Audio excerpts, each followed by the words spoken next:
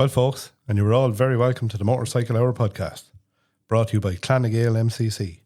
Before we start, we want to give a massive shout out to some of our sponsors. Motorcycletraining.ie for all your motorcycle training needs in the Midlands. With RSA approved IBT centres in the Kinnegad Plaza, County Westmeath, and Terence Healy Motorcycles Tullamore. With full insurance, school bikes and PPE provided, all you need is your learner's permit. To arrange a booking for the IBT course or pre-test lesson, contact Tony on 085 11 90 200 or email at info@motorcycletraining.ie. Terence Healy Motorcycles. Terence Healy Motorcycles is a one-stop shop for all your motorcycle needs, stocking a large range of quality used motorcycles and a main Honda dealer for the Midlands. They also offer the latest motorcycle gear, accessories and clothing. And Terence Healy is an approved RSA training centre, so check out the website on thmotorcycles.ie. This podcast is intended for an audience of 18 years and older, so please remember this where and when you listen. Now sit back, relax and enjoy the ride.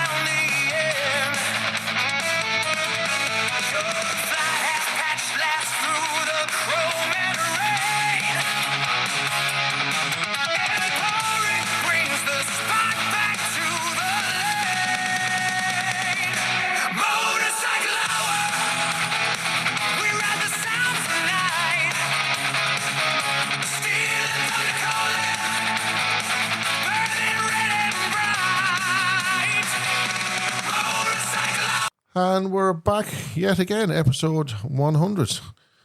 And I suppose, look, it goes without saying, Charlie, you're some man on the guitar. Well, I've been known to be a good man on the guitar. On the guitar, yeah. And wow, Paddy. Some voice. Some man. Some voice. Do you know what I mean? Wow. Serious. And Pádraig on the drums. Jesus, he's well able to play them drums. You know. I thought Phil Collins was the only man to play a drum. Pádraig. Yeah. Sure, look, it's amazing what you can do when you want to, isn't it? Absolutely. We said we'd up it for the podcast, didn't we? Yep. We said it's something special, you know. Do you know what we'll do?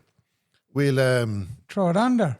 No. What we'll do is we'll throw another track on at the end of the podcast. If you want to listen to that one, folks, I think we should form a band. Absolutely. Yeah, but we'll put that one on and see what it does a demo and see what people think. Yeah, all right? yeah, 100%. And I suppose we better start with the prez. So, Eamon. How are you, Tony? Sure, not too bad. We better start with... And only the prez is getting the applause. The rest of you's only got the one. Okay. Well, why wasn't it a little bit longer? Well, time constraints, technical reasons, Eamon, technical reasons. Yeah. So, look, tell everyone who you are. Starting with your name, I suppose. We know you, but the rest of the people, Eamon Killian, I suppose, for anybody that doesn't know the surname. Exactly. That's me. And your first recollection of bikes, or why did you get into bikes? Well, I suppose my first bike I got when I was 16. Left school when I was 15, going on 16, got an apprenticeship and thumbed a lift to work for 6 months. Saved £10 a week in the credit union for them 6 months. Got myself £600, and that time in the credit union you could borrow twice what you had in your savings. Yeah. So that was £1,200. The bike was £900 and the insurance was £300. That So worked I out got well. My first bike in Sean Keynes in Mullingar was an AX100 Suzuki. Very nice. So Very I was nice. 16, just gone 16. But the actual, what was it just for work, or did well, it family was, members but- into bikes, or Well, I suppose the stepfather was Sean Kane's brother, and he used to work in the motorcycle shop in Mullingar, and on Wednesdays it was a half day in the shop, and when I used to be off from school, he was in the shop on his own on a Wednesday, and he used to bring me in. So yeah, I was teenage 13 or whatever, and so you were around bikes at that stage? yeah, well, I used to be going. Look, my neighbours had bikes up and out, CG 125s, this, that, and the other. You know, there was old Honda 100s, Honda 50s, whatever. I was always into them, but yeah, then when I kind of used to work in the shop on a Wednesday, yeah, a lot of Gixxer 1100s and Yeah, you're getting drawn into it. 750s and ZX9s and different yokes like that. I remember kind of back in the shop that time, and yeah, big bikes. And they used to have to be, that was the old shop that they had. They used to have to be pushed out of the shop through a narrow door out onto the street, like, you know, they were out on display. That's right. At the side of the road. And yeah, just got the graw for them. Then obviously there was a lot of, everything was motorbike magazines in the shop that time, as in a Honda one, Suzuki one, Kawasaki one, or whatever. And I used to be obviously helping myself to a few of them, bring them home. As you do. And putting On the them Playboy. posters, pictures up all over my bedroom wall. And I used to, that time there was no internet or nothing else, so the address on the back of them, I used to write to Kawasaki, Honda, whoever, over to England, could you please send me some... The brochure. Send me posters, that's what I used. And just, they used to start arriving in big sleeves, maybe 4 foot long, coming, sent over from England or wherever, and I still have a lot of them at home in that the house. Brilliant. And I used to have the bedroom wall, like in here, plastered. Mother used to go mad because her lovely wallpaper was getting destroyed. a fortune wallpaper anyway. So starting with the AX, and then what did you progress naturally then to the bigger bikes? Well, I actually went down for my second bike because the NS180s came out at the time. Oh, savage. And fully foreign bike, and with 80cc, but that's where I wanted to go. Look, you couldn't really get insurance and that much bigger, like, you know, even stepping up to a 125 at the time was probably going to cost you too much money. And bear in mind, £50 a week is what I was on my apprenticeship. And Fortune back then? yeah. Well, they used to get me a good old Friday, Saturday and Sunday every weekend, but to be nothing left, but you could barely any money for the petrol. With £20, you could go out for £20. Oh, you could, like, you get nearly a weekend out of that. But no, I went to an NS1. I thought it was cool. It was the Honda racing colours, the red, white, and blue, and loved that joke until kind of ran out of road with that one night. And 1 minute was on the road, the next minute was in the bushes. yeah, but and then I got a 125, and then I went on 600 in after that, and then I went to got my first housing event. Now I'm going over a space of a few years. When I got my first housing, and I got a thing into my head that I could never have anything lower than 1000cc. Then, so I never did. You went to the dark side. Yeah. Is what it says, yeah. So it So is that was what it. it And the is. current bike at the moment now is? Our bikes, like most of the club members here, not your bike, your all butt have a few, I bikes. suppose. I have me Aprilia Tuono. I'm not one for chopping and changing every other month or year. I do hang on to a bike for a reasonable length of time. So I have the Tuono, the 1100, and I have a B King, and I have a Hayabusa. Enough to be getting on with, as the fella says. Yeah, Enough to be but getting on with. out of them all, it's the Tuono for me. It's the one I enjoy riding, and it's the most comfortable, believe it or not, out of the whole lot of them. So Okay. So I said, moving on then, I suppose.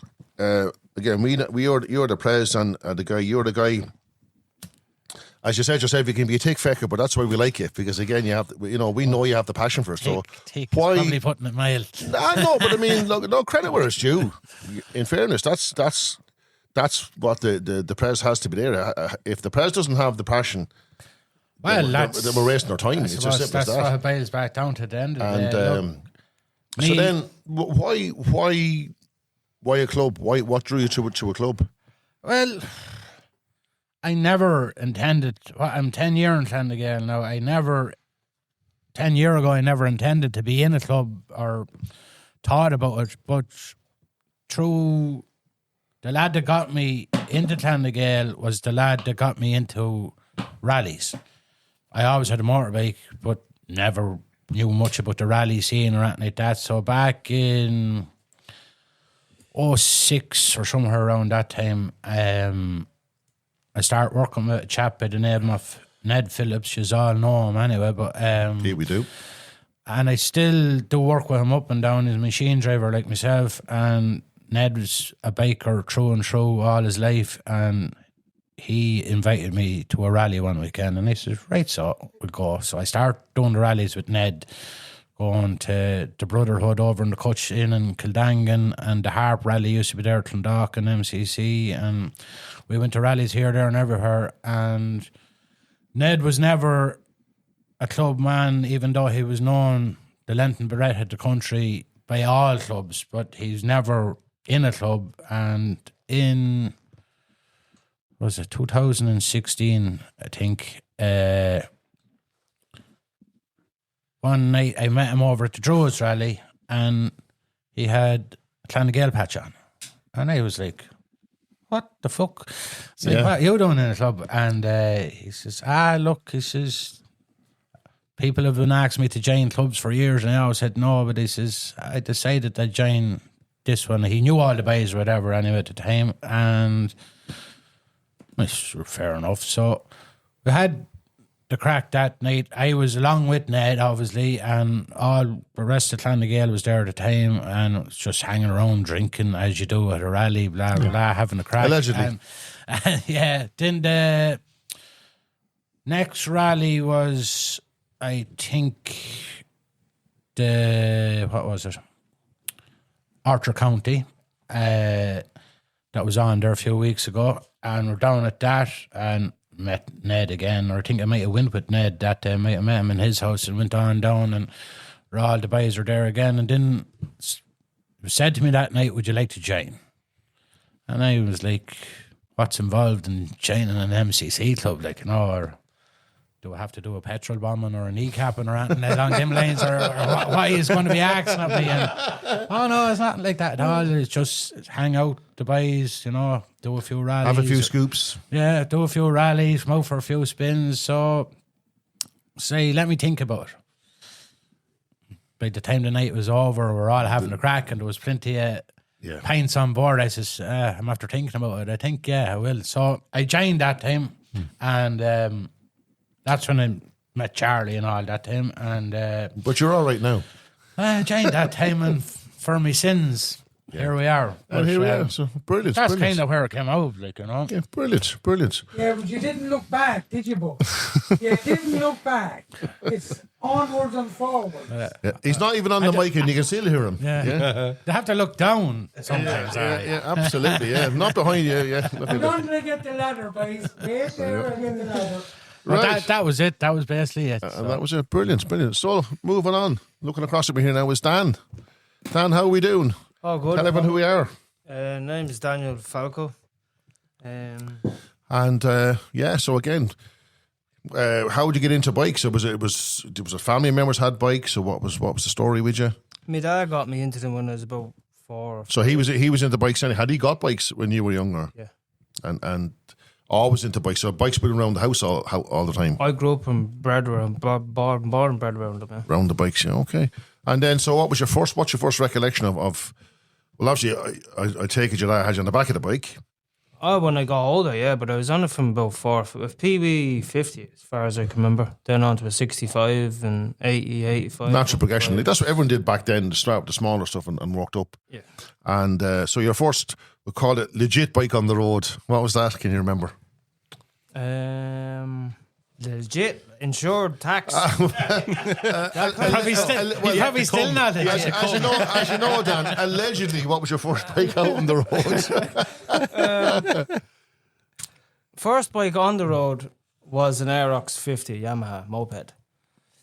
Then I will draw a veil over that one. Yeah, go on. Right, that was It's 2 wheels. That's the wheels, yeah. scooter. Okay. Yeah. Then I went back into the motocross, was racing that for a while, came back out of it and went back into the road bikes and went and bought a Hornet 600 and then progressed from the 600 into the thousands. And So you have the Gixxer 1000 now. So what bike are you riding now? I have a lot. You have a lot, yeah. I have a lot. Okay. A Well, Gixxer- sure, expand on that one. Yeah. A Gixxer, 3 blades, the old blades, 99 blades, Z1000, pit bike, Honda 50, mini motos, trials bike.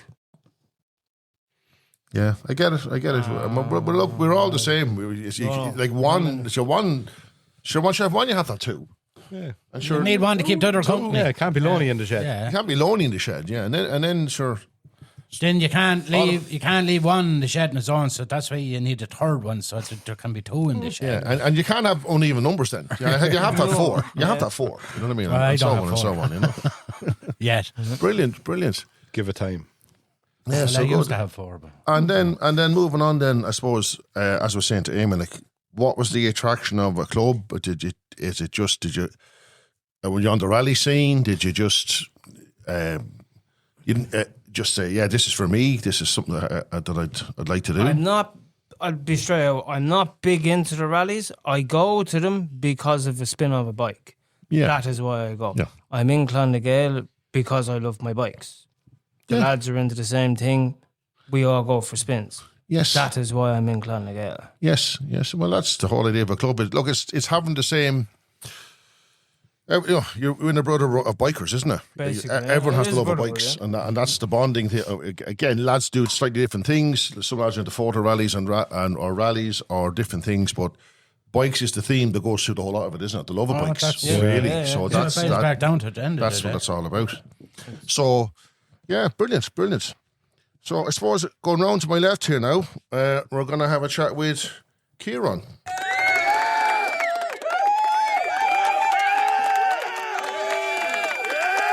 Now that's a long one because you're all not getting one each.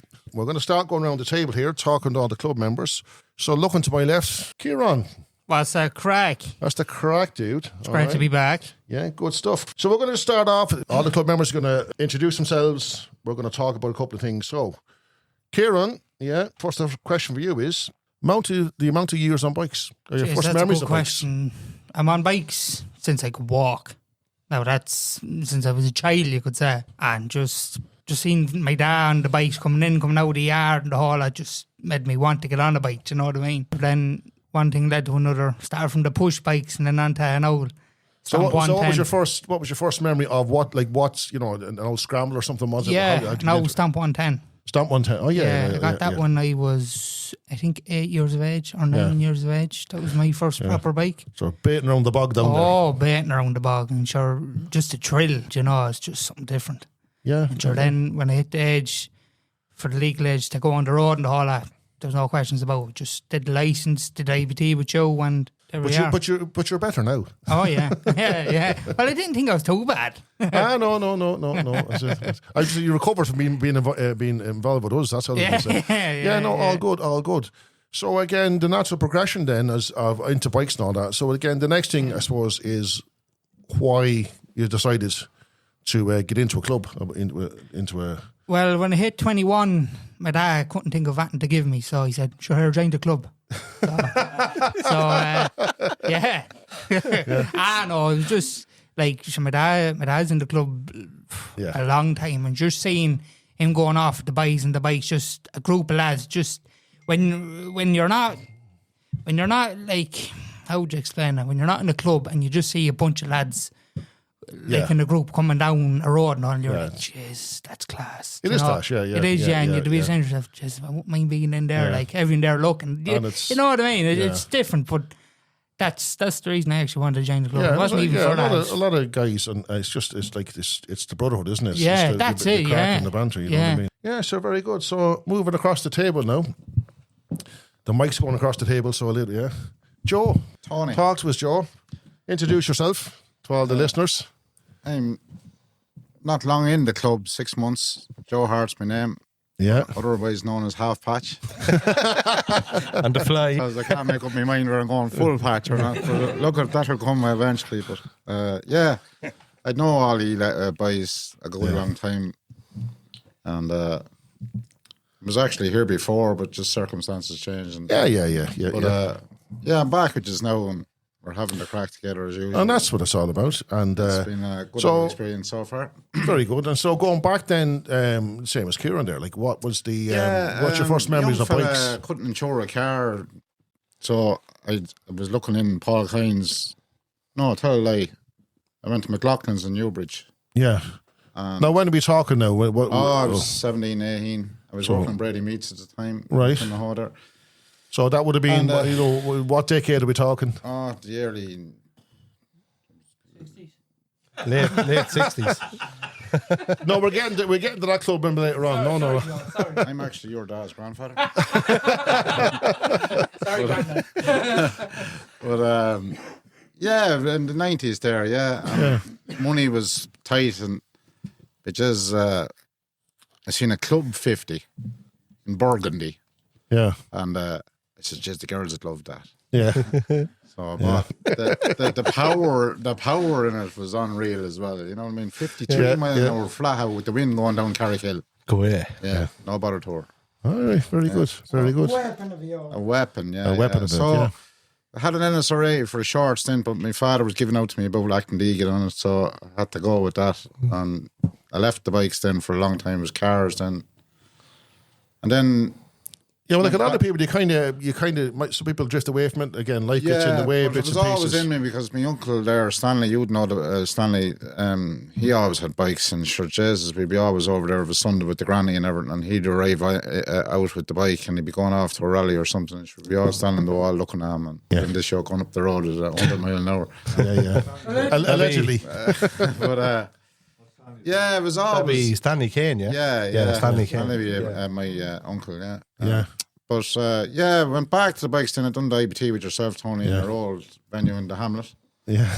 And you said, this lad is Guy Martin. This lad doesn't need Exactly. doesn't need many lessons at all. You should be giving me lessons. That's what it is. You should be giving me lessons. I was kind of giving you a few pointers there. That's Tony. true. That's true. Yeah. Well, did I not read something somewhere along the way that it was changed from a 2-hour thing to an 18-hour thing after Joe came in? Just couldn't get enough of him. Just couldn't get enough of him, dude. I'll We need tell you this man around longer. I'll tell you what did No, happen. actually, it was 2 hours, but it felt like 18 hours. That's what it was. Tell you what That's what did it was. happen. I got a half patch and a half a license. So Actually, look, I all got good. back onto I bought a lovely band at 650. A lovely one, a grey one, a German import. Yeah. And I had that for a couple of years and loved that little bike. It was a great little bike. And went from that then to a GSX, you know, the naked Suzuki 1000. Yeah, It the was Zuma. K5 engine in it. Yeah, I had one of them, burgundy one. Went back to the burgundy because I thought that colour suited me from the club, you know. Yeah. Goes with your eyes. And went from that and I got the Brave boots on then. I bought a 1000 Beamer. Oh, Yeah. fuck, yeah. And then the Grim Reaper were waving at me on that thing all the time. I know. So I says, Joe, as good as Tony is, he's not going to fucking save you off this shock. You know what I mean? So got off that and went on to an XR. And 2 XRs later now. That's where I am at. It's all good. It's Nice all one, good. nice one. All right, good stuff. And I Good met you stuff. boys as well. With Yeah. half a patch. So again, we're not asking again, why do you want to join the club? Because you're again, it's like landing against ball, is what I call it. You know. Yeah. It's like when that chap died. You know what I mean? He was in the parlour, the funeral, and to put one leg in, and one leg came out, and another leg went in, and yeah. anyway, Suck it all about. moving on. Exactly. Yeah. That's me. So and his moving lads. on, the next lad of his get off his phone. Ben, who are you? Well, I'm your son for starters. Oh, I know that. Yeah. So again, first memories of bikes. Yeah. Obviously, when I was 4 on a little mini moto. Yeah, that was the start of it. house. And then obviously when I got the. But sure, as the fella says, it wasn't from the The ground you licked it. The ground you licked it. You just living, you're looking at it all the time. Yeah, sure. Yeah. I'm surrounded by it when I was younger. So Yeah. and just dragged us across to the TT a few times and a few bits and pieces, and then your first bike then was your first official bike. Suzuki GSX 125S. Yeah. So and you had that for a while. yeah, and I crashed that. So. We'll draw a veil under Don't that. talk about the war. Oh yeah. And then your next. And then your current. Well, obviously, you got the 250s, we're in the CBR 250R, and I couldn't get insured in it. Yes. So, and then obviously. Rode it for a year and a half. Yeah, allegedly. Yeah. And then obviously, you have the 500 now, the CBR 500R. Yeah. And then probably hopefully next year now, have a Fireblade. So that's what I'm Moving on, aiming for. moving on. And again, I suppose we're asking everyone else, why did you want to join the club? Or Well, of course, obviously, seeing Unit and James and that. So Yeah. it's just kind of natural progression, I kind of suppose. similar to what Kieran said, the brotherhood and all that. So Yeah. It's something And exciting. ripping the piss out of each other. Yeah. God forbid. But it's something exciting to be a part of, Oh, absolutely. Yeah. It's a joined thing, isn't it? You know what I mean? It's hard to put words on it sometimes, but it's having the crack. It's just the joy, the banter, and the joined enjoyment of bikes. Yeah, isn't and it's it? nice to be able to switch off for a while. Yeah, Just switch off and go down with the lads and have the crack. And yeah. A relaxed Keep away from it all. atmosphere. So moving on, Paddy, the oldest member of the Clan of Gael. because this man deserves a clap. Absolutely, yeah. A standalone ovation. So, this is you're a podcast virgin now, isn't it? Yeah, this is your first time here. First time this end of it, yeah. Absolutely. So again, introduce yourselves. So, Paddy Fitzsimon's my name. and how long are you? I hope we've got a long time here, folks. How long are you? When's your first? When did you start on bikes? Say 50 years ago. 50 years I've ago. been good that way. Right. And what was your first memory of bikes? Or was it a thing that family members had bikes, or just did you seen bikes? Or There was always bikes kind of knocking around at home. I grew up on a farm, so there was people that come working on the farm that arrive, NSU Quicklies, they were all to go at the time, anything around that right. This was way before the Honda 50 was. And nobody get in or out of my place without me getting a run down the lane on the bike. And so I was well experienced at 5 years of age on NSU Quicklies. wow, And it went to hell after that. I got to love them. And I met somebody the other night, and they said to me, where are you from? I said, North Kildare. He said, you Carberry? He said, yeah. And it's a funny thing, no matter where you meet people, that always say to you, why is there so many bikes around Carberry? And I said, we were all very poor years ago. Nobody got a car until I was about 35. And so you had to go by bike or push a bike. That was it. yeah. Well, that was it. Well, in fairness, I suppose back in the day, that was the way it was. You couldn't afford a car, and you got a bike. Hadn't come out. And it's like, what did I say now? Even there's a myth out there now that biking is cheap. Now it's not. No, it's not. Biking now isn't what it was back in your day when you were a whippersnapper, as the fella says. No. It was a more functional. It was a way to get to work. Exactly.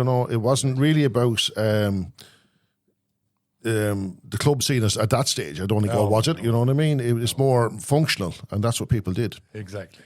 So I suppose the next obvious question is, like we're asking all the guys, why did you feel the draw towards joining a club? What was the club? Clan of Gael goes back before our time. Like it extends quite a bit back. I left Carberry to go to rallies, maybe Clonmel or somewhere. A rally probably I'd never been at before, and I would go down to the rally.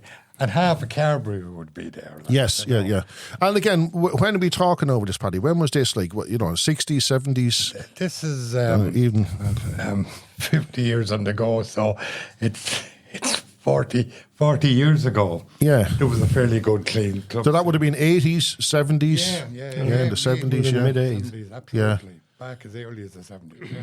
Yeah, and the rally scene back then, which we're going to talk about later on, it's like the rally scene has kind of changed. You've seen that. You know what I mean? Oh, absolutely. In your time, Yeah. being involved in clubs and all that. Yeah, so No, and good memories. Oh, great memories. You know. Great memories. And like your first rally you go to, you're hooked after that. Like, anything comes up within striking distance and you go to it. And as time goes on, then people come to your rally and you have a duty like to return that and go back to bit their of loyalty. rally, Yeah. So you're sure within a few years you know that you can get in enough people, pay your own rally. There's no money in it for anybody that's interested in it. But if you can break even and everyone else can break even and keep going, there'll always be good rallies. Yeah. But there it's is a big the change. love of bikes, isn't it? It's the love of bikes and you're just meeting like-minded people. Isn't that it? That's it. You just, that's what it's all about. Okay. Very good. So, moving around the table.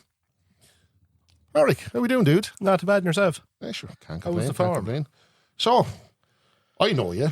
The rest of them don't. But so again, who are you? And how long you? Your first memories of bikes? Porrick Daily for starters, anyway. And my first memories of bikes, BJs, we're going back a long way now. I started.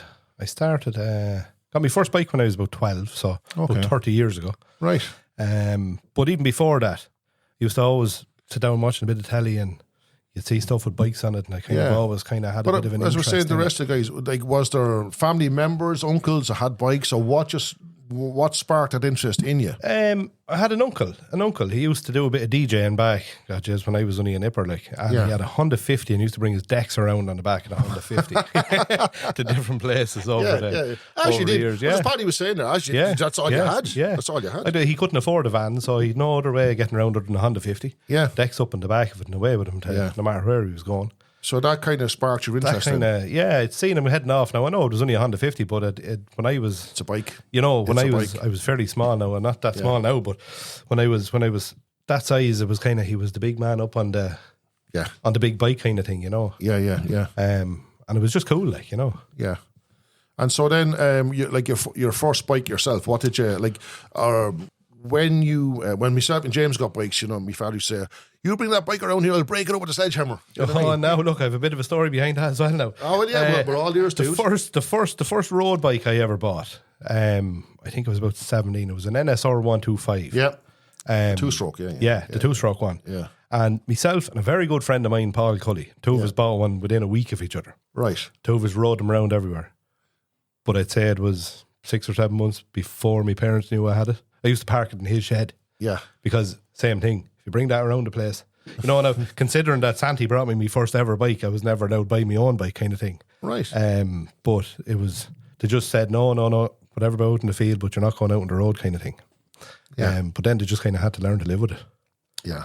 I was too stubborn. Well, kind of, look, if it's in you, it's in you. Yeah. It's as simple as that. It's very hard to explain to people that aren't into bikes. Yeah. But why are you doing that? Do you know what I mean? Yeah. It's just in you. Yeah. And that's it, yeah. So all good. So why the club? Why did you? The club, same kind of thing, kind of going around to rallies over the years, and I kind of trying to get to be a local club here, and I know yous all, do you know what I mean? Yeah. Over the years, and it was kind of, I tried other bits and pieces and things and didn't really work out, but then I came along and I kind of grew up with the Jai. He was like a big brother to me. Now he's like a small Charlie brother. and Big don't go in the same sentence here. No, well, no, I was very small at the time, but I was the big brother. still is the older brother. Exactly. The older brother. I won't say the big brother. We live it good now, live it good now, because you still get slapping the fucking heel. Oh, yeah. If you get a stool. If you get a stool, yeah. No, but talking about Charlie for a while there, and I was kind of out of the bike scene for a little while. Yeah, between like a lot of people, they kind of drift into it and drift out of it and back in again. Yeah. And then Charlie kind of says to me, "Well, come on down and have a chat with the boys and see how everything's going on. Like didn't kind of force me into joining the club around, but kind of says, come on down, out for a few spins with us and see how you get on, and it'll get your mind off everything. I went through a fairly tough time with bits and pieces at home.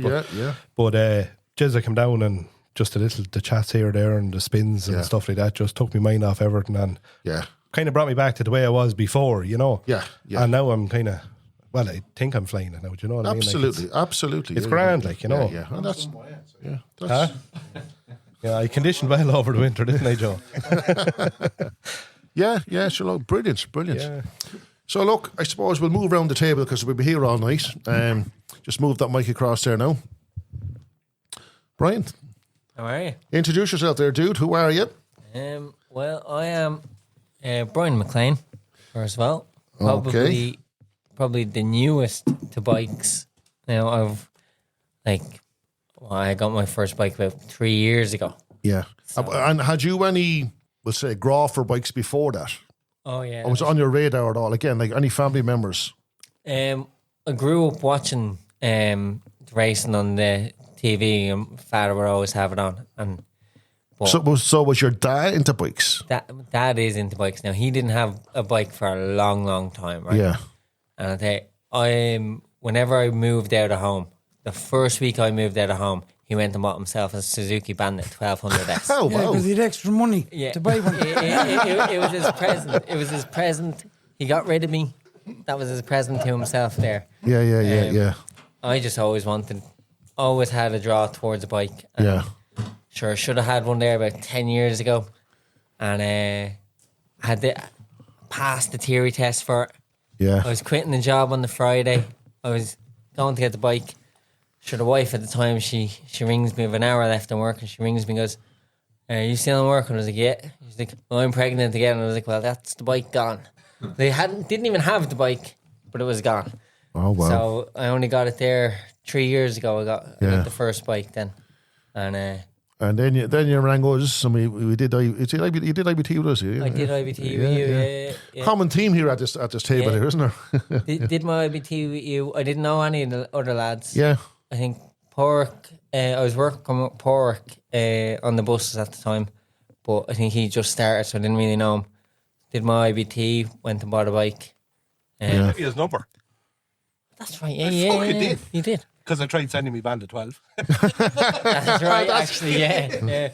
Trying to put me on a Bandit 12 as the first bike, like never been on one before in my life. Good old man. You'll be grand. You'll be grand, yeah. I was trying to get the night shift. It goes better when you keep that needle in the red bit. Yeah. So I went and got the first bike then, and you're hooked now. Absolutely hooked. Yeah, absolutely hooked. And sure, Pork is still. He got me into the club. Then he was like, come up and meet the lads, and it'll be good. You know, much like when you were chatting Charlie, wasn't it? Yeah. Do you know what I mean? And it's absolutely love the club. Absolutely love it. Yeah. You want to go for a spin? Drop a message. Someone is going to be around. Someone is bound to be around. Yeah. Go for a spin and again, just even just get as you're saying, Park, just get out for a spin just for your own headspace. Yeah. Bit of me time. We're out with the lads, and they're on. Everyone's on the same plane. Everyone's on the same vibe. Yeah. You know, and it's great. You know what I mean? And then, so really, like from a guy that's say 3 years, and to what you're doing with the club in September. Yeah. I mean that's a fair leap, like, isn't it? In 3 years, you know. Yeah. You know, from starting off, get the full license, and Europe here we come. Yeah. You know what I mean? So it's a credit to you. It really is. You know, it's going to be an experience now. Heading off to San Marino on a 22-year-old Honda Hornet. Yeah. You know, listen. Looking forward to it now. You meet the nicest people on a Honda. Isn't that what they say? Actually, just blessed I bought a 900 instead of a 600. Well, that's it. Yeah. All good. Look, we're going to pass the mic around there now. So, and the next member of Clonagale at the table is James. James, introduce yourself there. I'm James. Yeah. Yeah, as you said. I'm your elder brother. Yeah. And as well as club brother. Yeah. And I got into bikes a fair while ago, over 40 years ago. Yeah. And how I got into them was I went to school with Nifty Lennon. Yes, remember, Nifty yeah. on the Honda 50. That's right. We used to call him Nifty 50. Yeah. Yeah, that's the truth. Yeah. And he rode it when we were in school together in Derrinturn. And then we went into the tech in Eden-Derry. I'm in the same class in Eden-Derry. And then he got his first Honda 50 and he used to ride the bike into the tech in Eden-Derry. So that's how my first interest in bikes. And then he used to send away to the different manufacturers for the brochures and all that kind of stuff. So Yeah, that was a big thing. I remember actually, all the brochures coming in, yeah. Yeah, so then I wrote away to them and I got to Yamaha and Honda and Suzuki and Kawasaki and I got all these brochures, all these different bikes, and I plastered them all over our bedroom wall, if you remember. Yes. And then from there, then what was And so then, your first then- bike? I can't even remember. first bike was a Honda 400 Twin, a dream, but it turned out to be a nightmare. Yeah, I crashed that on you. Yeah, I crashed it many times too. Yeah, Bastard be off going into false neutral, coming into a corner. yeah. But anyway, Well, yeah, I remember that. But again, when you're strapping lengths of steel onto the side of it. So what happened? Tell us about that. no, it one. wasn't. It was copper piping. Copper. I was ringing it. Well, back. hear this one. I served my time in Bordemona there at Timahoe, and I was bringing back these lengths of tube, like copper tube or whatever it was. So I had it strapped along the side of the bike. But like Paddy was saying, like back then, it was more than a workhorse. It was just that you're getting to work, and it wasn't like a. like you went to work on it, you went for spins at the weekend, Yeah. you went out on it the whole lot, you know. So, but I was ringing it. But anyway, I had it tied, and I didn't notice it. That every time I was braking and slowing down, the tubes were going forward and forward, and eventually they went through the forks. And then I come into a left-hand turn on the Corkscrew Road, and basically the bike wouldn't go around the turn. So just had to, so that was a good one, yeah. So you just But had to eat grass for a few minutes, huh? Yeah. Well, I had to layer that one again anyway, and then back up to Paul Dempsey then to fix it up again and back on the road. But was that your first bike? I can't remember what your That first was the bike. first bike That it was the was, first yeah. bike, was it? Yeah, yeah. Yeah. Like The Dream, another wasn't it? apprentice. The 400 Dream. Yeah. Yeah. 400 Twin. Stanley Kane had a 250. Yeah, Dream yeah, that yeah. time. But an apprentice, a lad from Tipperary, a mate of his was selling it. So myself and Paul got the bus up to Clane. The man's was there in Clane. I met him there in the car park and done the deals. And he gave me a Bell helmet along with the. Yeah, the old bell helmets. That's going back a while, isn't it, Paddy? Isn't it? Paul had no helmet. But he still got up on the back of the bike. And we laced the back home back to Yeah. And I remember parking up, same as you said, like my father. There's a few stories on that one, isn't there? Do you remember it was John in the back of that, and it went. We were coming out of Eden-Derry, and we're heading the back road there for Williamstown, Yeah. and just there at Donoghue's, the turns there, Regan's. The real bad turns. Yeah. But before that, the fucking bike went on to reserve. Yeah. Right, so the boys went on ahead of me, and of course, I didn't get it turned on to reserve in time, and it cut out, so we stopped. So it turned on to reserve, and then took a while to get started again. Of course, then we just tore off like lunatics, like, you know. Johnny was on the back of the bike with me anyway, and we come into the turn anyway, into Regan's there, left hand turn, and then we were going way too hard. You only like shit your headlight on. It was night time as well, and then into this right hand turn, and Johnny even leaned off the bike more than and trying to get around this turn, right, and she just went away from us anyway, and we slid into I slid down the road after the bike, and Jonty went kind of to the left and straight into this Gate pier, wasn't it? a gate pier. Actually moved the pier. No, he didn't move the pier. Oh, did he not? Lucky enough, Donohoe was after kind of half knocked it down. Oh, that's we were going to good. replace it. So the base it was broke on the base anyway. So he hopped off that, the side, his hip, and basically ended up. We had to call his brother-in-law out to come and pick us up, and he brought him into Naas Hospital and stuff like that. But he had no breaks or anything like that, just badly bruised and stuff, you know. Yeah. But crashed that yoke more than fucking times. Which that's it. Which we all did with our first bike. With our first bike, we all did that. You know what I mean? Yeah. So again, I suppose the next question we've asked all the club members, like, why join the club, or why join a club? Well, we were on. You know, there was a group was always riding around together. Anyway, we were on about forming our own club that time. Yeah. And then Charlie was out one day, and then he was approached by Mark McCormack. Yeah. And that was at the Weasels rally. That was at the Weasels Weasels and he used to be the rally. president of the club at that stage. Yeah. Well, they didn't have. No, he was hierarchy. Yeah. Okay. Yeah, he's one of the Yeah. original. But so anyway, basically, he asked Charlie, like, you know, would you consider joining up with us?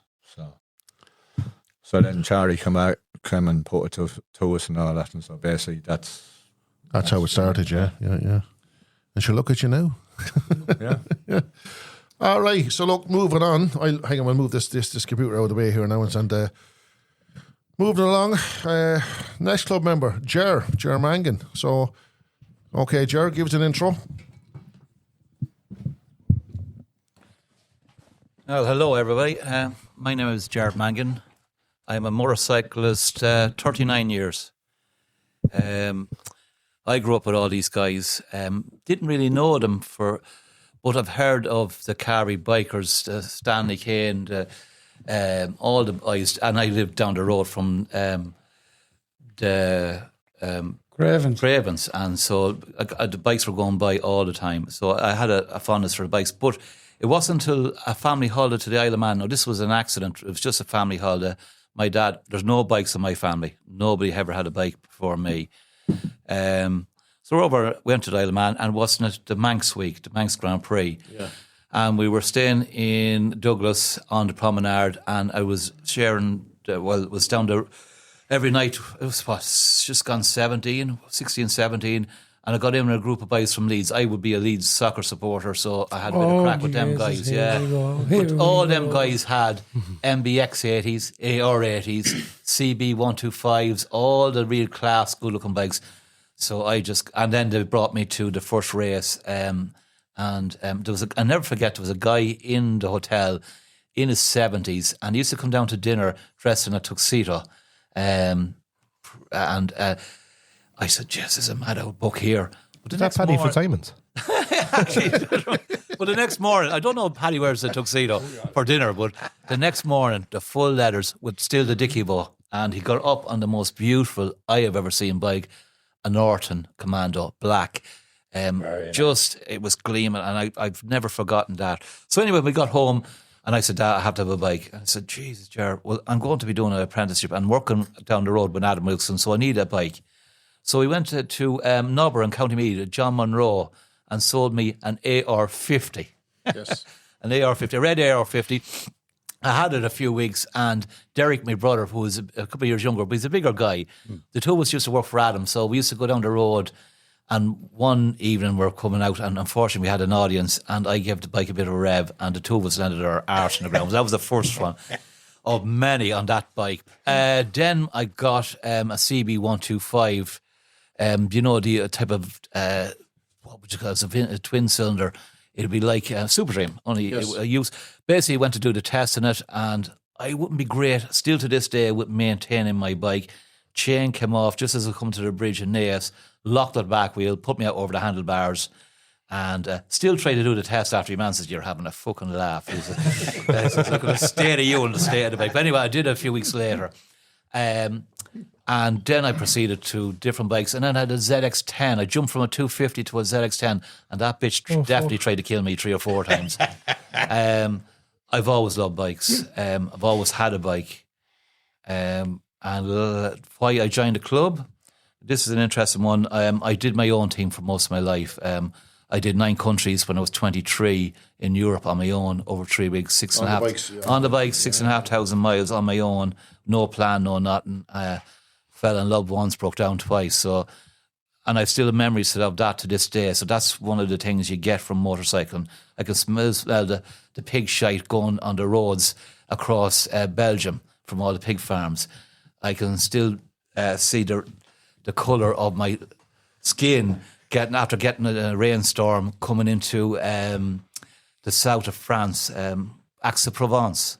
Right. Believe it or not, most beautiful sunny place normally, but Listen, a in fancy rainstorm, words, Jerry, would unreal. you?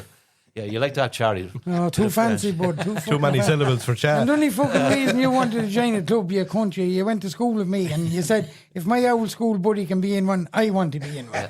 Tell the truth. man. Well, me and Chad did go to school together, but it was my mate here, James, beside me. I was very sick last year. I have a kind of a terminal illness there with my kidney failure, and I didn't see a motorbike for that whole year.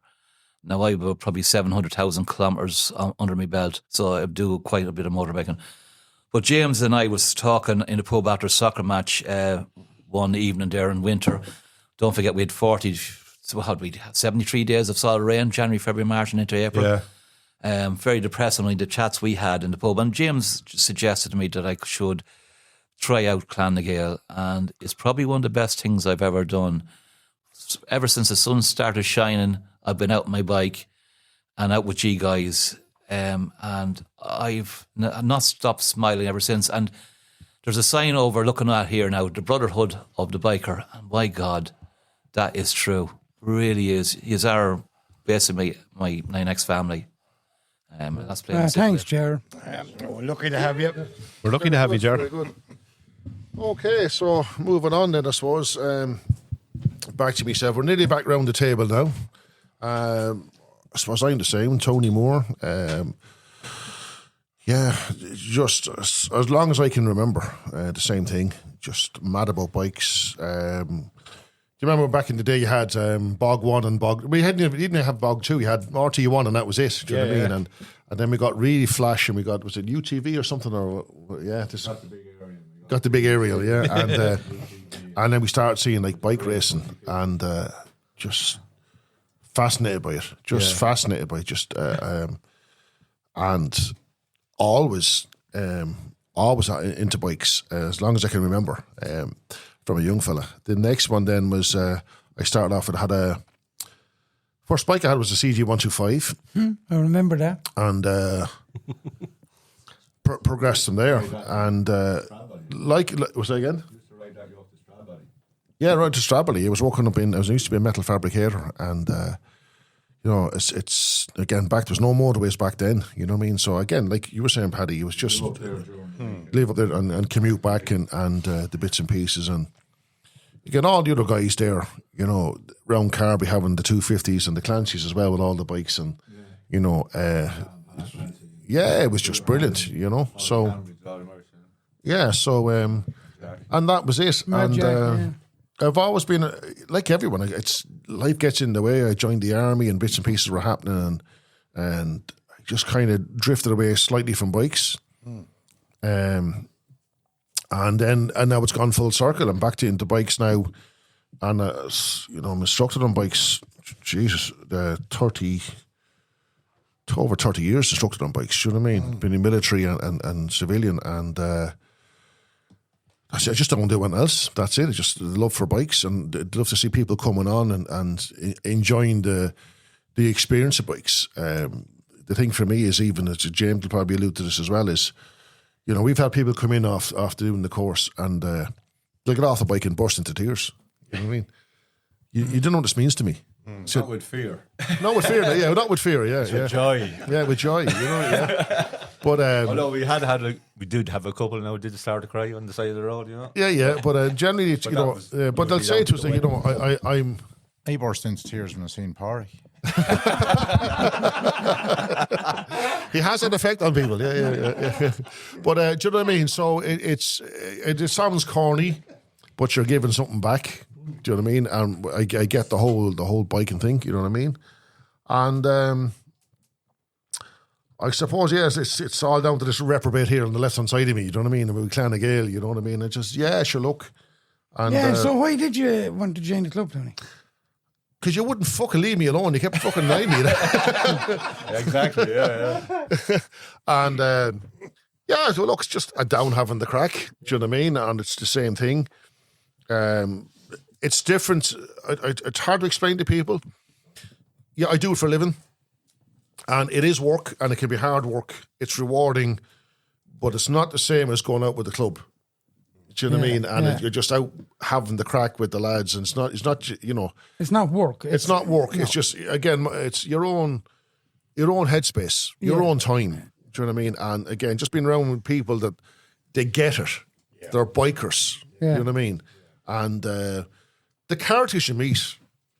There's some great whole scene now. You know what I mean? Yeah.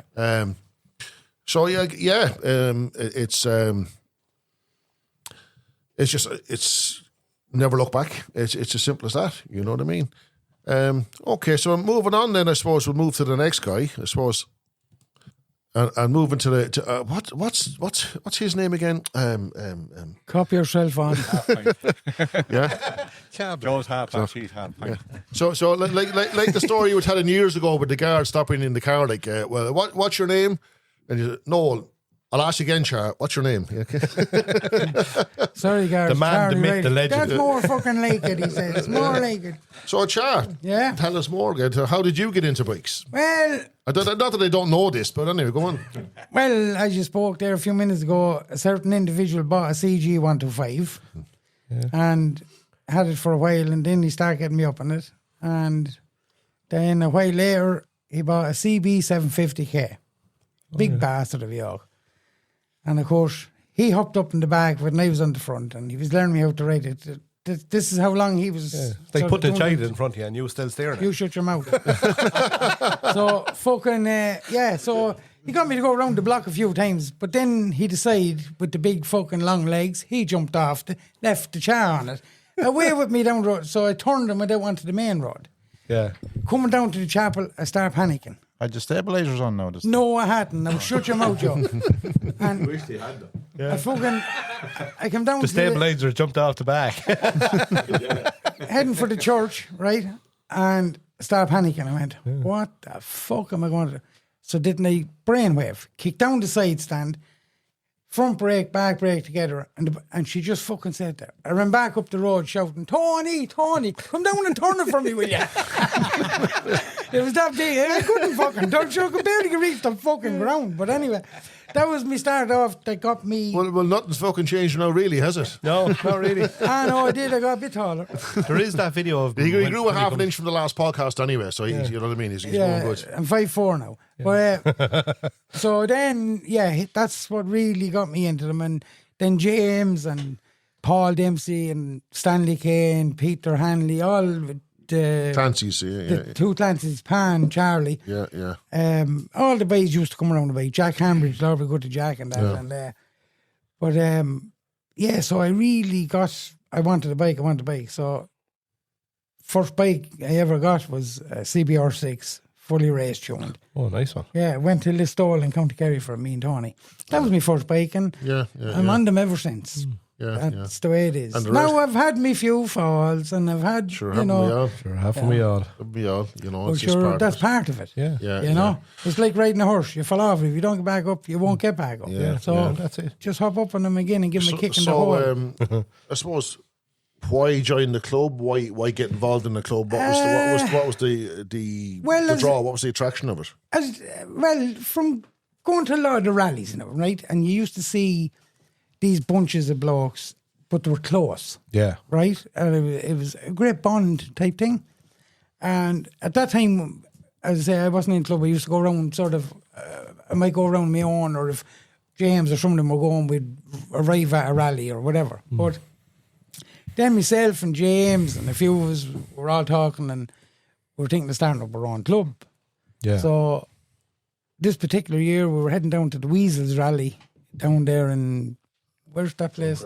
Drumcree, yeah. Drumcree, yeah. And I walked in and I seen Mark McCormick, and he was sitting on his own, so I went over, we were chatting and all, and he just said, I heard you were thinking of starting up a club. I said, yes, I am, you know. He said, would you ever consider joining Clonagale?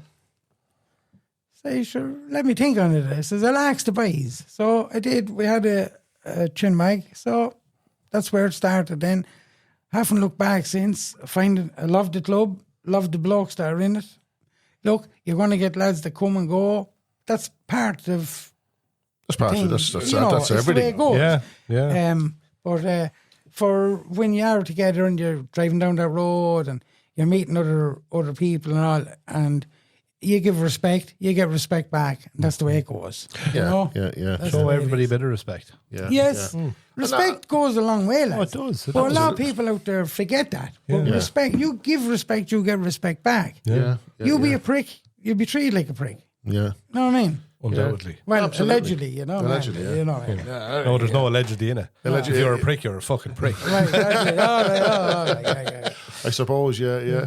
Well, so look, that's all the club members, and I suppose the next we wanted to talk about really was the club itself, and really, I suppose the big thing here is the direction the club is going now.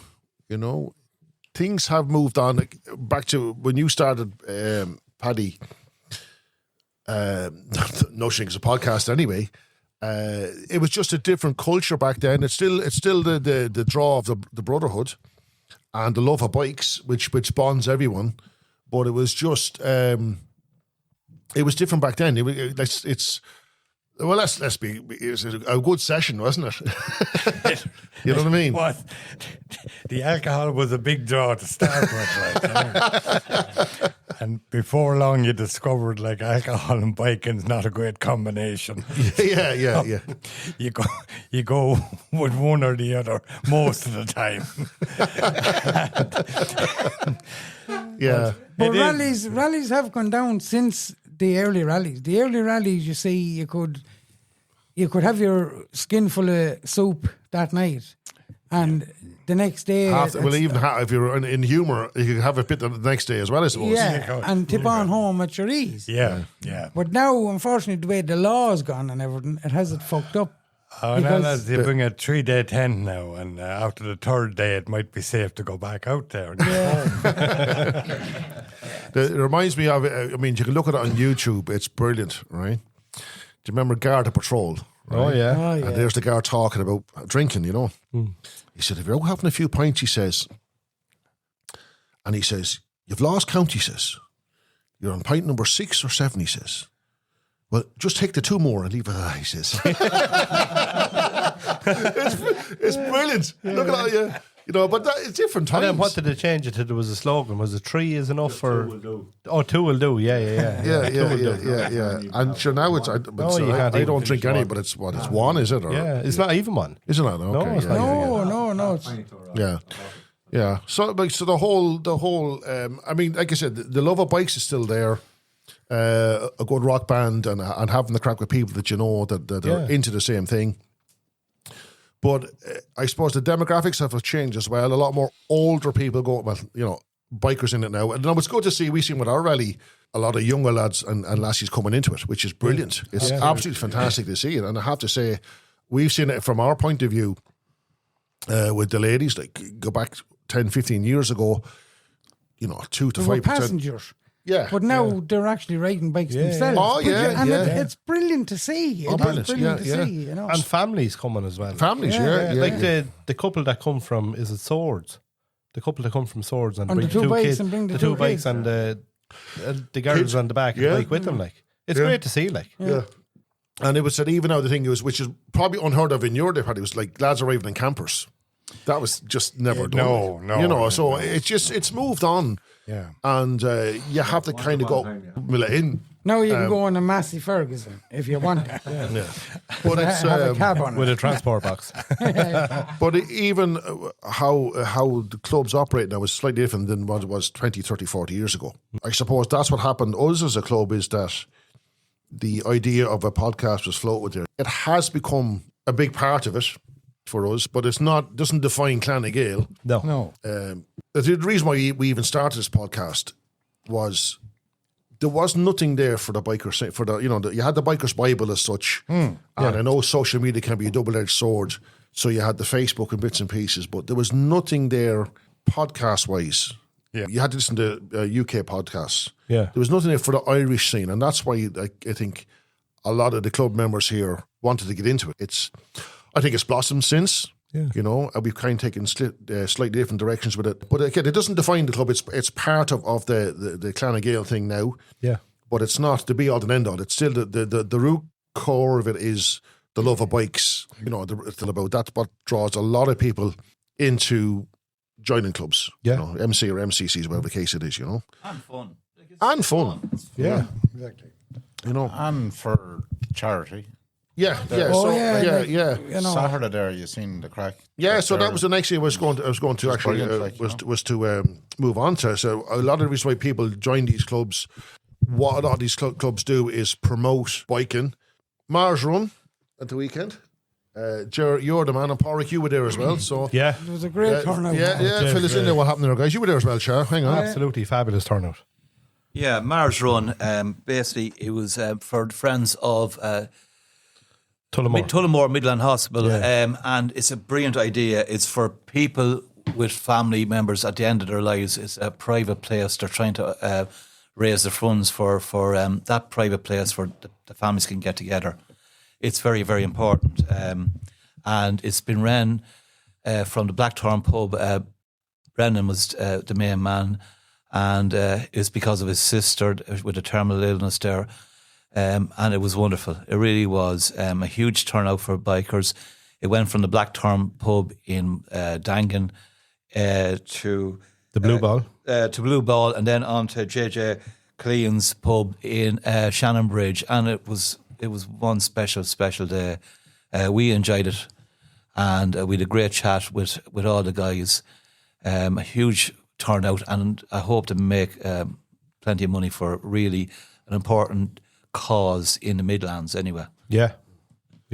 But as I said multiple times on this podcast, that's bikers. They're the first to put their hand in their pocket. Oh, yeah. The first thing to promote it, do you know what I mean? Shout out to the guard as definitely. well. The guard that it was, he escorted us all the way to Shannonbridge. He did an excellent job, and he really made it. People, when you come to roundabouts, sometimes people don't stop when a bike is trying to stop the traffic to let them through. But he made sure that happened all the way through. It was so smooth. So I have to shout out to that guard. I don't know the man's name, but outstanding job for us.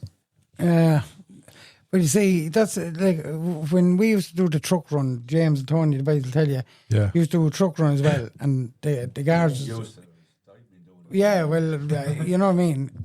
The guards was on it as well with bikes, and there was a car in it as well. Mm-hmm. But they couldn't do enough yet. They were genuine sound, and it always used to run prop. Like we used to get people stopping in cars, giving out, and blah blah. Yeah, the next thing he'd come up on his bike and he'd say, "Shh," much say, "Shut your mouth now," or you know what I mean. Like, in fairness, because a lot of people throw abuse at you. Oh, they were brilliant now, in fairness. We see the guards that be doing that be offered it as overtime kind of. Yeah. But they wouldn't be doing it for the extra money. Like, they'd be doing it because they have kind of skin in the game. Like, everybody around this table, I'm sure there's nobody around this table that hasn't been touched with cancer by some way or another. Yeah. Do you know what I mean? Well, like, not themselves, but they know somebody or a relative or something, you know. So when it comes to stuff like that, it kind of hits home for everybody. And that's why I know for me personally, I have no problem putting my hand in my pocket for a good cause like that. Cause, you know? And to be the same with the guards that are doing it, like to be there to help, to try and raise that extra few pound. You know what I mean? Yeah. Try and make everybody's life a little bit easier. Yeah. Again, following on from our expedition there last weekend, we went. Some of the Clannagill neighbours went to Mars Rideout, and we're delighted to have Brendan Darcy and Geraldine on the podcast, and we're just going to have a chat about it and how things got started. So before we even do that, everyone gets a round of applause. So starting with Brendan. Brendan, how did this all start? Hiya, Tony. I suppose the way I connect with you guys is I appreciate the big turnout there on Saturday, and a lot of the Clannagill guys were down in Killeens, and I had a bit of a chat with Jerry in the corner, and he suggested to come up here and have a chat with you guys. Oh, absolutely. And listen, I'm delighted, absolutely delighted to have you in studio, lads. It's brilliant. 100%, yeah. Because really appreciate it. Basically, it was, the idea was just go for a spin with my sister, Marion, who was Marion, and just take a mind off things for a day. And I said, no better way to reach out to my biking friends. Yeah. Picked a venue, which was Killeens and Shannonbridge, met the guys down there. They were delighted to bring us down there and look after us. So then this all happened in not even 2 weeks, 10 days. And again, I suppose the genesis of the whole lot, because she got sick. She got sick. When did that happen? It all started very, very fast. In around Christmas time, she thought she had COPD, pains in her chest, but went for scans, and unfortunately it was a bit more sinister than that, and she's going through some treatment at the minute, so we really don't know where we are right now, but it's she's pretty sick.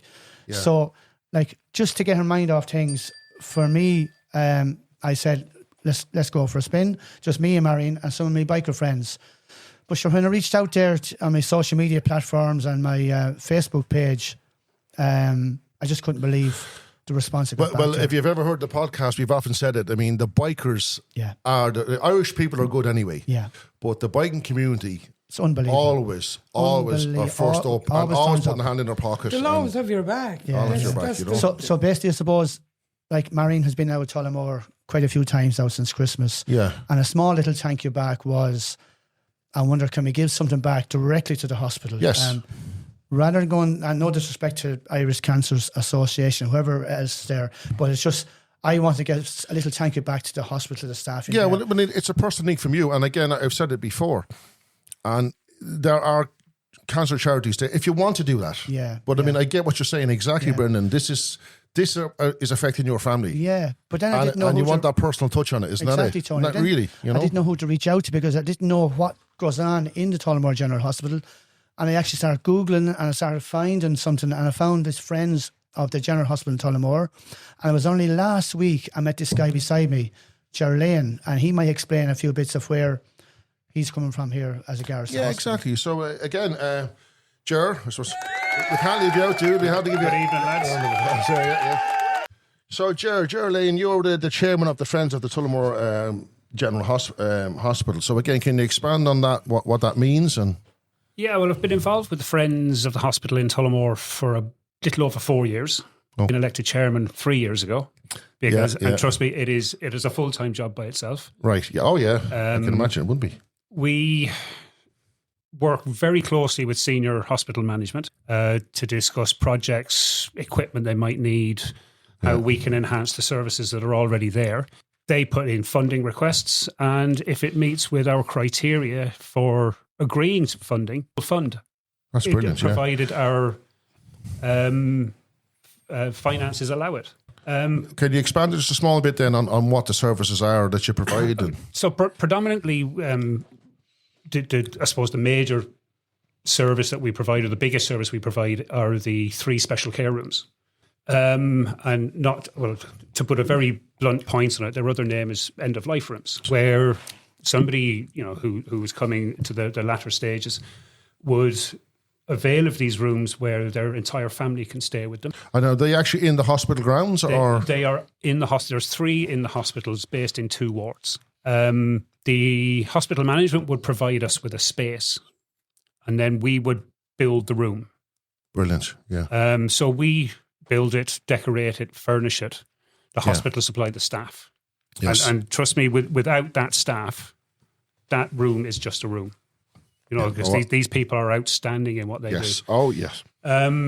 So that's, but we do other stuff. Earlier this year, we were fortunate enough to be able to spend €35,000 on a ultrasound scanner for the emergency department. Their old machine was coming towards the end of its serviceable life. There were no spare parts available. Yeah. So, but hospital, they didn't have the budget, and it's not the hospital's fault that they don't have the budget. They're tied up in a system. Oh, look. And I'm not going to say the system we won't say too much, but again, a certain person here is always ranting. Don't get me started. Yeah. You know, and having worked in healthcare for 35 years and recently retired, I understand the strains they're under. Yes. You know, and that's where the Friends come in, and a lot of other charities like us, where the hospital doesn't have the budget to do something. If it meets our criteria, and that criteria is if it improves a patient's comfort, enhances a patient's care, improves their journey as they travel through the hospital, whether that's to being discharged or whether that's end of life. End of life. Yeah. If there's something we can do to enhance that experience, and that's what we will do if we have the funding available. And I would imagine it has to be a very, very satisfying thing for you to be involved in. It is. I know it's tinged with sadness. It is. Yeah. And look, my own father passed away in 2018 in one of those special care rooms firsthand, and it is amazing because it's. So you've lived it, you've been through it, and you understand the value of it. And 100%. Yeah, and that's what that means a lot to people, that you've experienced it. Yeah. And you know what it means to you and your family when you had that option and to do that. I mean, that's brilliant. If I go back to where the Friends of the Hospital began was 40 years ago. Right. Okay. And my father, who was the old school matron at the time, then the director of nursing when the grades changed, he was one of the founding members of the Friends of the Hospital. Wow. So I kind of have a legacy role. Yeah, absolutely. Yeah. That's where we started, and we've been there for 40 years working away in the background. That is fantastic. I mean, Brilliant, that's absolutely brilliant.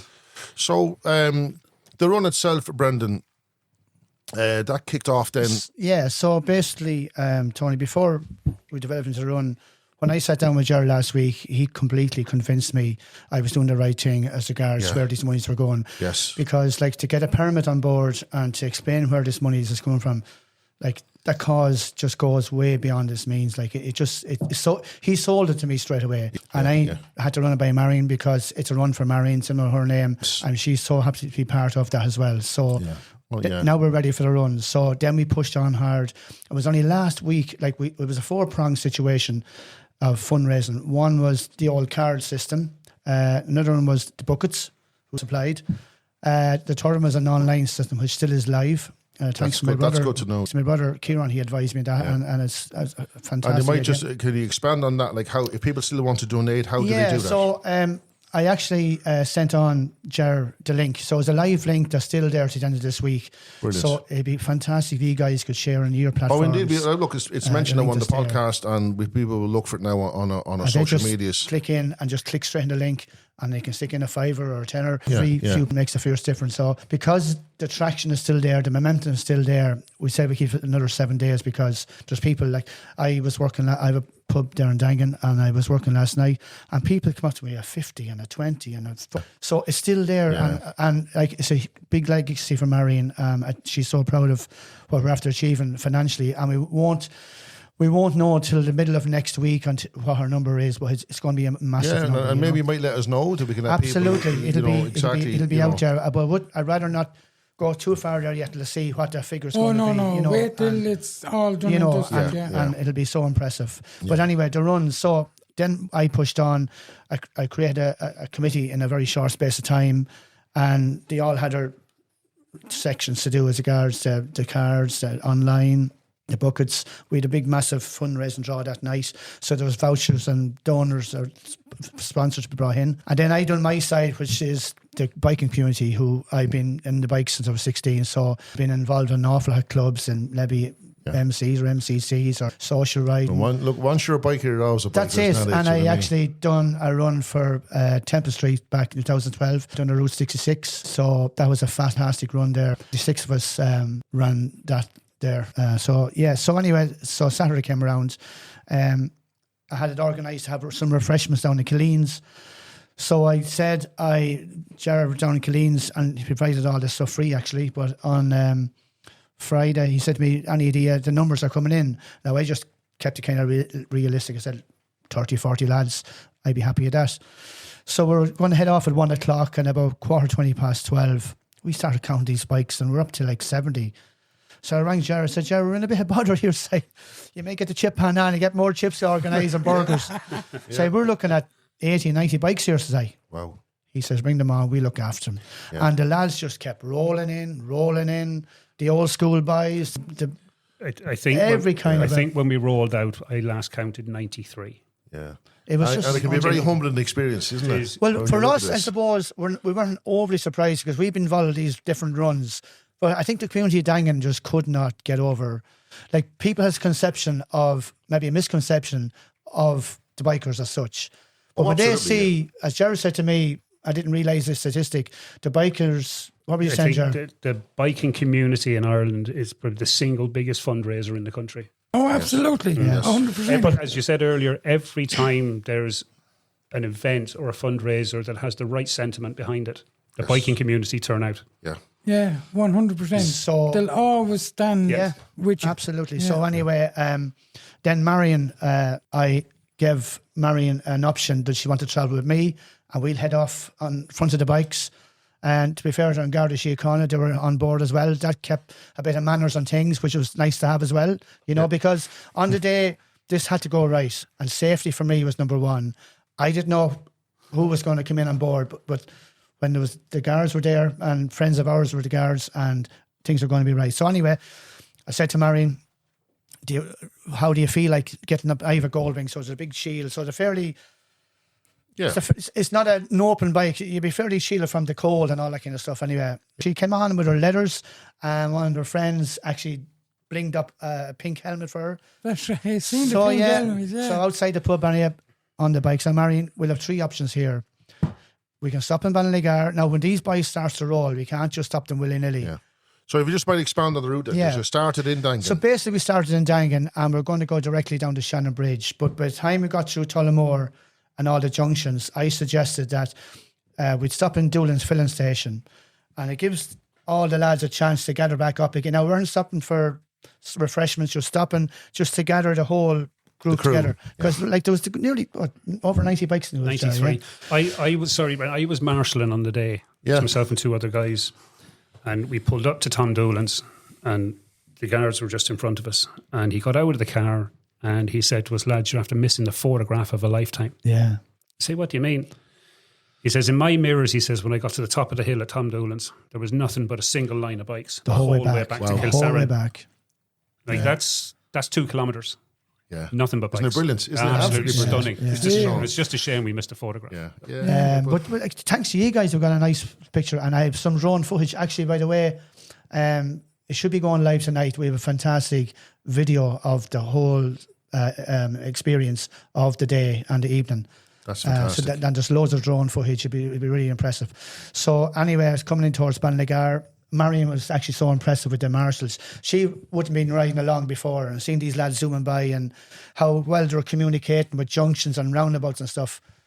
And Marion said, no, we'll keep going. So we'd on and done the ring road down Tullamore and pulling in Doolan's filling station. And again, Marion was just in awe how these lads can just fly around bikes and knowing what they're doing, and the guards are just flagging down and explaining where they're going to go, and they're just moving and they're catching up again.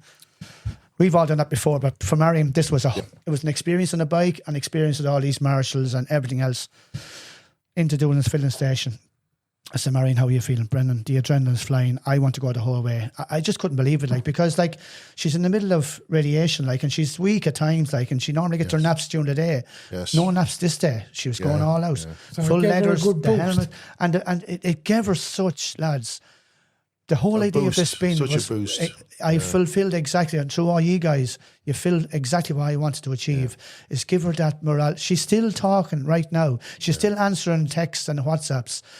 And we rode into, the plan of stopping in Blue Ball also was giving all the backup cars a chance to get ahead of us with the buckets, with the cameras. And you guys were tipped off, and you got a fantastic bit of video footage coming out of Doolan's there. So then we had a welcome committee coming into Killeens, and all horns flying, and we the buckets going, and everyone cheering us on. And Marion just felt like a queen, like she was just. It just gave her the injection she needed. She'd have to go through weeks of chemo. She'd have to go through another week of radiation. Like she's on the floor at this stage. Yeah. And this was taking her mind completely off everything. And this was the whole idea of my spin. And the back with all in, which was even better again, we're doing a bit of a thank you back to the friends of Tullamore Hospital, you know? Yeah. You know, and as we said before, like the staff.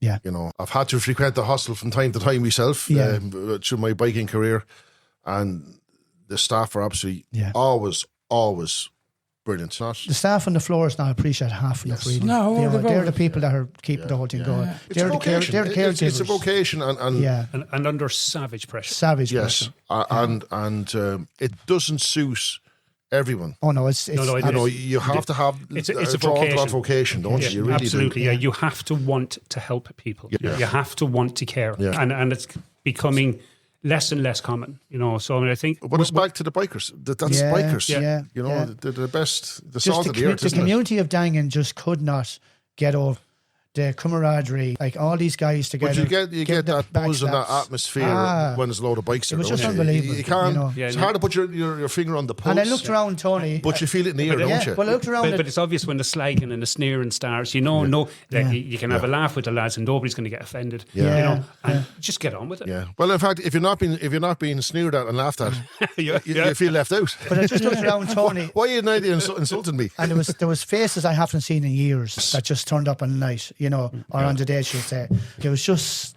It was unbelievable. One of the things that got me was the range of ages of the people. Yeah. There was like guys they're barely out of their teens, early 20s, you know, on big bikes. Big bikes, And there was the older men on older bikes. Yeah. And everything in between. Every size, shape of bike you can think of, and every size and shape of person you can think of. Yeah. It's just amazing.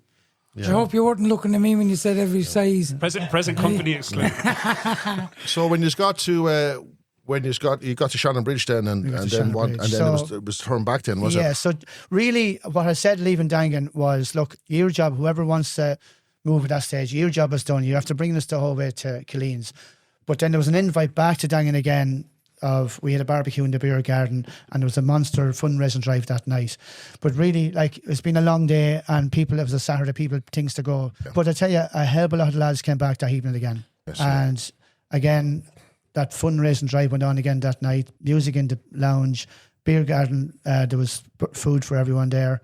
But as what Jerry was saying, the camaraderie, the feel good. Yeah.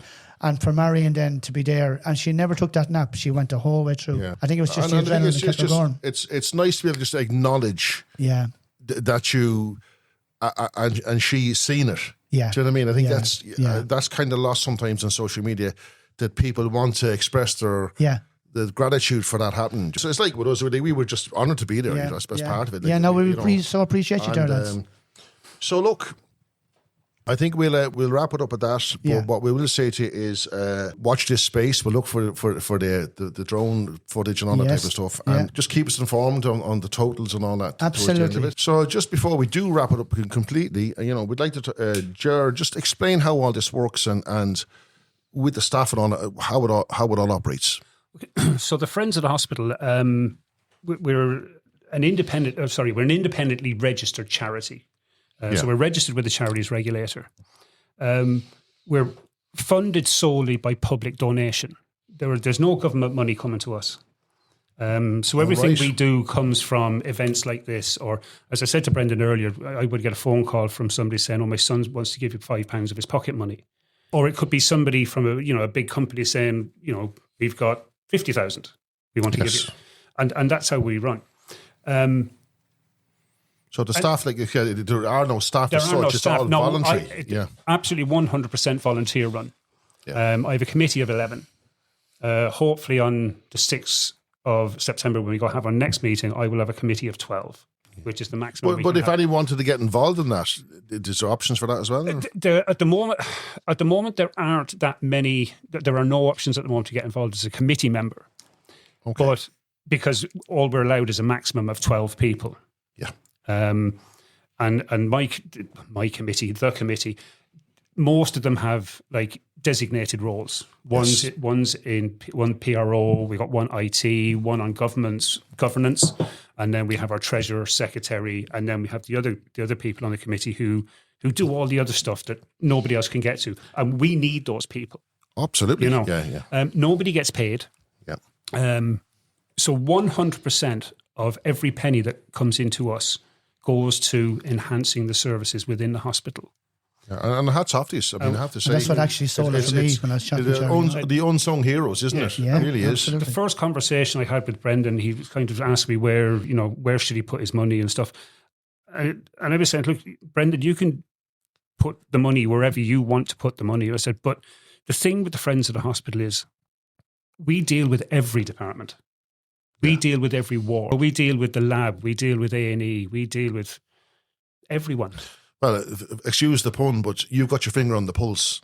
You know what's happening in the hospital because you're dealing with it every day, and you would understand where the need is. Yes. Isn't that it? And any department, or actually any member of staff can put a funding request to us. Yes. And if that funding request improves patient care, improves patient comfort, and improves patient experience, it is 100% considered for funding. And if we have the funding, absolutely we'll do it. That's fantastic. Whether it's from, recently we had a funding request for non-hospital style coffee cups for the special care rooms, because those rooms are supposed to be dehospitalized. You know, make it a softer environment, more like home. I was involved with the blood bikes, and again, the Bumbulance, the same thing. Yeah, absolutely. I get it. Yeah. I totally get it. You know? So I think it's important for people to know that every single cent that the Friends of Tullamore Hospital get is spent on hospital services. That's brilliant. In Tullamore. In Tullamore General, yeah. Okay, well, again, like, you know, talking of the money coming in, I suppose the big thing, Brendan, is... So the big thing is, lads, click, isn't it? Just click on our live link there. I'm sure you guys are going to share that as much as you can there. Just go into your Facebook page or Instagram or whatever. Or you go into the Blackthorn or my page, Brendan Darcy, and just go straight in there, because there's still traction there. We were supposed to wrap it up over the weekend, but there's still money moving in there. And while it's still moving in there, we're going to keep that live. So we have it extended until I think it's Sunday evening.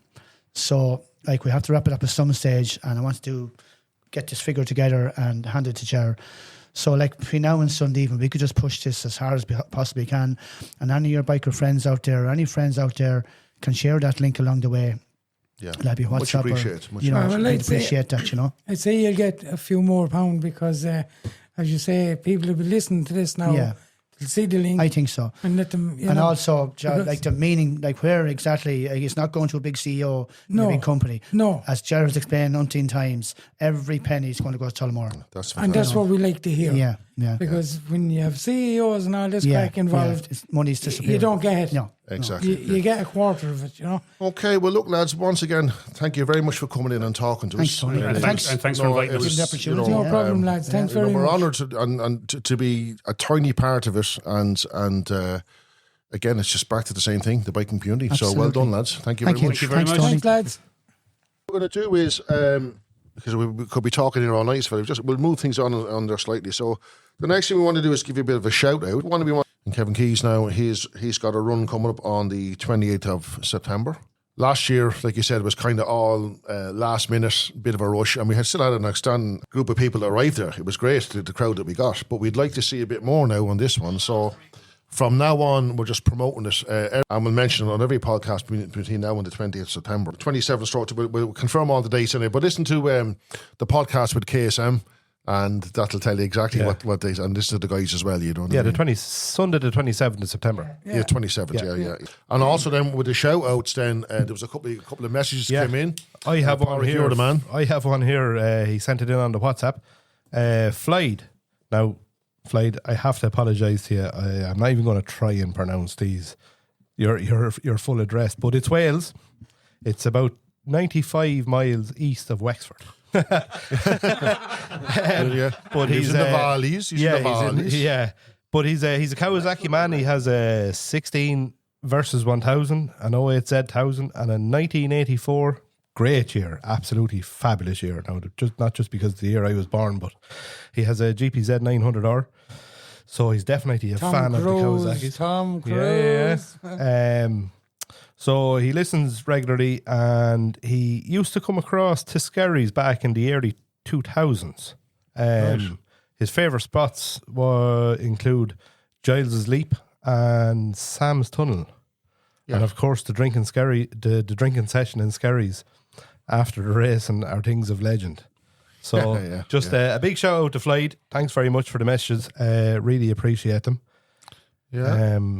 And then anyone else there? One more here from James Gill. Congratulations and well done on 99 Super Podcasts. I've listened and really enjoyed listening to them, and I always look forward to when they drop. Best of luck on episode 100. Thanks very much. Yeah. Looking forward to hearing it. Safe travels in Italy as well to the lads that are going to Italy. And he signs it off here. Yours allegedly. James Gill. That's a pure sign he listens to he it. listens to the podcast. He definitely is. Yeah. So, and one of the shout outs was from Hugh, and Hugh was saying he loves the podcast. The only issue he had was he can't see, he knows the voices, but can't put a face to the voice. So if you check out our social media, we've rectified that. You can now have a look at our ugly mugs on our Facebook page. Speak for yourself. as we say, we all want to be a useful service to the biking community. So you could use my picture now if you want to keep the kids away from the fridge. Just put it on the door of the fridge. It'll keep the kids away from the fridge. The Cookie Monster. The Cookie Monster. Okay. And also then, it was as we said before, if you want to contact us, there's a couple of options here. So Paris can fill you in on how to contact us. Yeah, so we have our WhatsApp machine up and working, and the number for that is 089 4321 611. You can send us a voice note or a message in, whatever suits yourself. And then we're also on Clonagale MCC Official on Facebook as well. Yeah, so again, we love getting the banter back and forth with everyone listening. And if you have any questions, anything you'd like for us to raise or chat about, that's what we're here for. Absolutely. 100%. Just send in a message. There's somebody monitoring the WhatsApp all the time and the Facebook.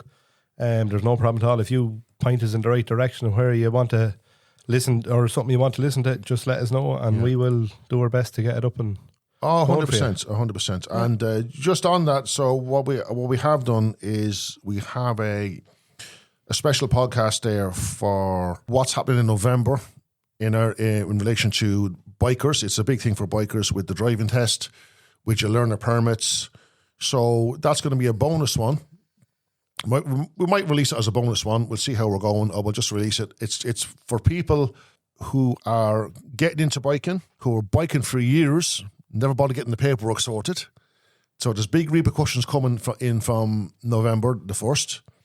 So we'll cover licensing laws, what's happening with the test in November, IBT, urban myths, an awful lot of urban myths out there about biking in relation to what you can do and what you can't do. And then there's also a bit more information then about actual practical driving tests. If you just want to listen to what's happening in November because it's relevant to you, that's fine. You can then tune out. If you want to learn a bit more about licensing laws and how it affects you as a biker, cut out at that stage. But again, that one it will come out in the next week or two. Look out for that one. And so we're now going to, Ger's going to give us a roundup of the rally or rallies this weekend. What's happening, Ger? Well, folks, this is going to be a quick week. We've only one rally on. So Saturday the 29th, which is this Saturday, the Lost Rats MCC have their second rally at the Rat's Nest. That's their clubhouse.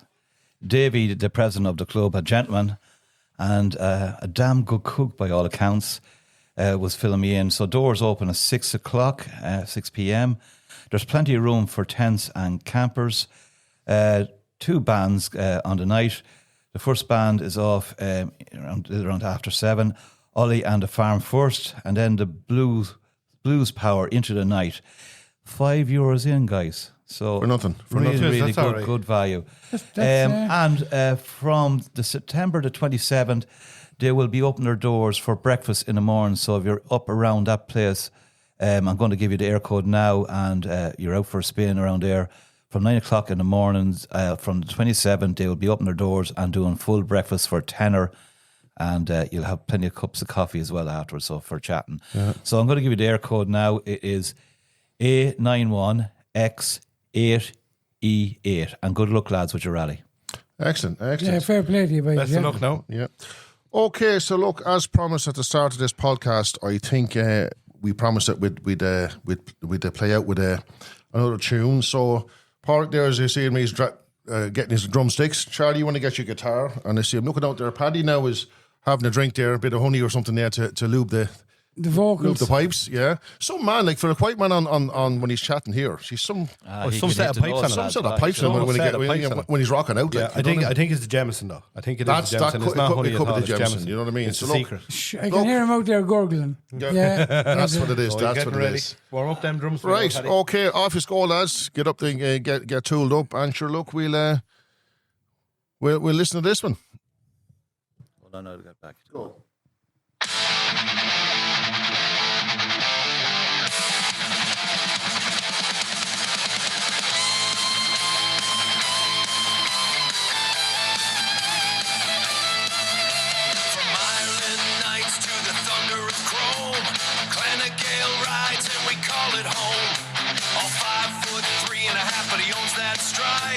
James the Sarge brings the discipline right. Goosey Chur and a man Dan tear through the dark, while Chrome King Aryan leaves a steel mark spark. the horn and cut shot through the air. Joe the Fly, half patch shows the club knows care. We are the kings of the motorway flame. Clan and Gale, MCC, remember the name. From the podcast mic to the on the load. Metal in our hearts and thunder in our veins. Sit back, relax, and enjoy the ride with the original and number one crew by your side. Patty the Legend, Young Ben, and Pork the Money Man. Roll with the crew like only brothers can. The original number one motorcycle podcast in Ireland. Built on grit, built on sound, built on it true. Clan of Gale, MCC, riding straight on through. Sit back, Brits rise, and the night comes alive.